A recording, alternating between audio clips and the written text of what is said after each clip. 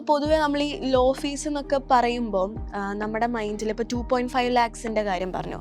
അപ്പോൾ നമ്മുടെ മൈൻഡിൽ പോകുന്നൊരു സംഭവം എന്താ വെച്ചാൽ, ഇങ്ങനെ ലോ ഫീസിൽ അവർ യൂണിവേഴ്സിറ്റീസ് കോഴ്സസ് പ്രൊവൈഡ് ചെയ്യുമ്പം നമ്മുടെ എഡ്യൂക്കേഷൻ്റെ ഒരു ക്വാളിറ്റി ഉണ്ടല്ലോ, അതവിടെ കോംപ്രമൈസ്ഡ് ആവുമോ, പിന്നെ അത് കഴിഞ്ഞാൽ പ്രോപ്പർ ജോബ് കിട്ടും, ഇങ്ങനത്തെ ഒരുപാട് ഡൗട്ട്സ് ഒരു സ്റ്റുഡൻറ്റിനുള്ളിലേക്ക് സ്വാഭാവികമായിട്ട് വരും.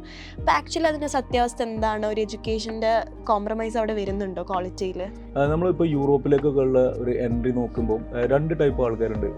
ചില ആളുകൾക്ക് ജസ്റ്റ് യൂറോപ്പിലേക്ക് ഒരു എൻട്രി മതി, അവർ എഡ്യൂക്കേഷൻ അത്ര ഇമ്പോർട്ടൻസ് കൊടുക്കുന്നില്ല.